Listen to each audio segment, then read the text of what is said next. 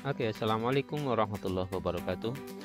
Mari kita Bapak Ibu, kita mencoba menggunakan aplikasi e-learning untuk persiapan ujian semester genap pada tahun ajaran 2022-2023. Alhamdulillah, aplikasi ini sudah di-online-kan oleh tim teknisi dari SMA 1 Singkohor. Terima kasih Pak Dwi, Pak Irfan, dan Bu Rini, sehingga mempermudah proses kerja dari rekan-rekan guru SMA 1 Singkohor. Baik, kita langsung masuk seperti yang diberikan oleh tim teknisi, yaitu kita diberikan link untuk bisa masuk ke e-learning secara online, yaitu kita ambil di WA Group.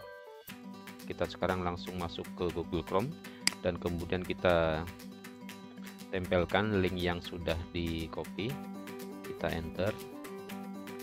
Nah, muncullah seperti ini ya. Jadi ini langsung bisa kita nampak di layar tampilan e-learning. Di e-learning juga sudah oleh teman-teman tim teknisi juga sudah disiapkan username dan password.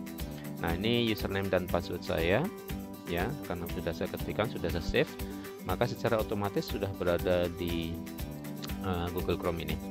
Tinggal kita klik login. Nah, di sini udah langsung nampak tampilan dari akun saya di e-learning. Untuk pembuatan soal, maka kita langsung klik tugas. Nah, di sini untuk membuat tugas baru, tentu kita tinggal menambahkan tugas tambah tugas ganda. Nah, ini maksud saya untuk kita sama-sama menyeragamkan. Di judul ini kita bisa buat seperti ini ya, ulangan akhir semester dalam kurung UAS tahun 2023. Kemudian pilihan mapel sesuai dengan mapel Bapak Ibu masing-masing ya, saya pilih matematika. Kemudian dari kelas yang ada, ini kita tinggal pilih kelas mana yang mau diujikan, yang mau kita ujikan, atau soal tersebut mau diujikan di kelas mana saja. Kebetulan saya mengampu kelas 10 unggul, maka saya checklist kelas 10 unggul saja. Kemudian di info ini boleh Bapak Ibu tuliskan berupa informasi, deskripsi, motivasi, atau rambu-rambu ataupun petunjuk, silakan buat semenarik mungkin sehingga anak-anak merasa terbantu, atau secara psikologis mereka juga akan terbimbing bagaimana mengerjakan soal-soal ini dengan lebih baik lagi dan lebih sungguh-sungguh. Di sini bisa tinggal diisikan saja tentang misalnya petunjuk dan sebagainya. Lanjut ke soal berikutnya, yaitu di kolom berikutnya adalah maksimal jumlah soal. Jumlah soal maksimal nanti yang akan ditampilkan dalam e-learning itu kita tinggal sepakati, misalnya 20. Kita ketik 20. Kemudian di sini kita sepakati sama-sama ya, model urutan soalnya acak atau berurutan.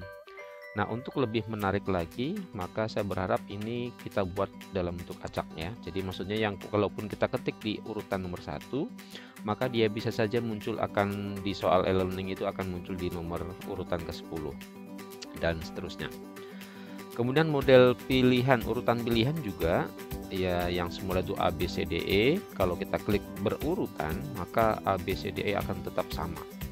Tapi jika kita pilih acak, maka yang semula A itu akan muncul di pilihan B dan seterusnya. Kemudian untuk nampak lebih efisien dalam tampilan, di sini juga penting ya, tampilan soal per halaman. Apakah dalam satu halaman itu semua soal nampak, atau cukup satu soal saja, atau per 5 soal dalam satu tampilan satu halaman. Nah, saya berharap supaya bisa lebih mengantisipasi bagaimana keseriusan anak-anak, siswa-siswi atau kita dalam mengerjakan soal. Saya harapkan untuk tampil soal per halaman itu satu soal. Nah, durasinya tinggal disesuaikan saja ya, berapa menit yang disepakati dalam jadwal yang mungkin telah disusun oleh pihak kurikulum. Mungkin sekedar saya isi saja, saya usi dengan 75 menit. Kemudian di sini tampil nilai siswa. Nah, di sini maksudnya apa? Maksudnya adalah setelah status tugas ditutup, maka nilai langsung muncul. Kemudian jika kita pilih yang kedua, setelah selesai mengerjakan, atau jika nilai sudah tersedia, atau ini jika sudah dikerjakan. dan jika sudah tersedia. Atau bahkan jangan tampilkan. Nah, saya berharap di sini tidak usah ditampilkan nilainya. Kita cukup tampilkan nanti di operator saja atau di operatornya. Kita pilih jangan tampilkan. Kemudian yang dua isian ini boleh dikosongkan saja karena nanti akan disesuaikan dengan kapan kita terbitkan, kapan kita gunakan soal tersebut. Nah, nanti menyusul pada saat akan dilakukan ujiannya. Langsung kita save atau simpan. Iya, kemudian setelah muncul seperti ini, kita bisa ada beberapa tahapan ini untuk mengisi soal-soalnya. Ada yang langsung tambah pertanyaan, ada copy soal tugas, atau copy dari bank soal, atau bahkan mungkin import Excel. Yang sudah sering kita lakukan mungkin melalui import Excel. Maka tahapannya adalah kita sudah mengetik soal di Excel langsung atau mungkin di Word, kemudian dipindahkan ke Excel, baru kita import ke e-learning ini. Yang ingin saya ajak adalah kita coba lakukan pengetikan langsung di sini karena kita bisa online, jadi bisa sambil santai kita mengerjakan satu persatu kapan sempat untuk soal-soal yang akan kita ujikan. Langkah pertamanya adalah klik tambah pertanyaan. Nah, di sini tambah pertanyaan, langsung saja diketik isi pertanyaannya, ya, isi pertanyaannya. Kalau saya mengambil soal dari buku panduan, ya ini ada buku panduan, buku soal matematika, saya mengambil dari sini. Jadi tinggal sudah saya edit, kemudian dari sini misalnya saya coba copy paste, kemudian saya bawa ke Word, ya. Ini hasil pastenya ya, ini ya. Nah, kemudian dari sini saya copy, kemudian saya tempelkan di e-learning di sini soalnya. Iya, jadilah soal ini. Dan setelah itu langsung simpan saja dulu, simpan. Oke. Nah, setelah disimpan, di sini masih bisa kita rapikan di sini. Ini adalah pengaturan paragraf ya, bisa rata tengah, bisa rata kanan, bisa rata kiri, dan misalnya mungkin rata kanan kiri atau justify.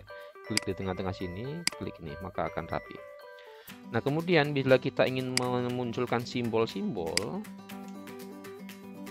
itu kita di atas ada nampak ini. Nah, ini klik. Jika online inilah untungnya, kalau online ya bisa langsung kita ke Math Editor atau untuk simbol-simbol matematika, fisika dan kimia. Nah, di sini kita bisa menuliskan untuk yang misalnya kimia, ya bisa dengan pengetikan di sini ya. Misalkan, ini dia. Misalkan ini untuk kimia. 2 ditambah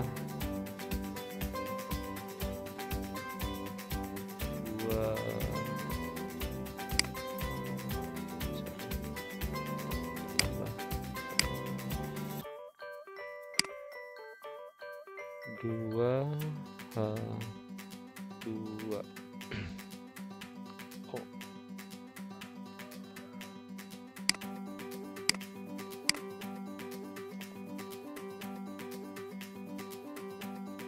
ya 2H2 ini. Baru kita buat simbol panahnya, ada simbol panah.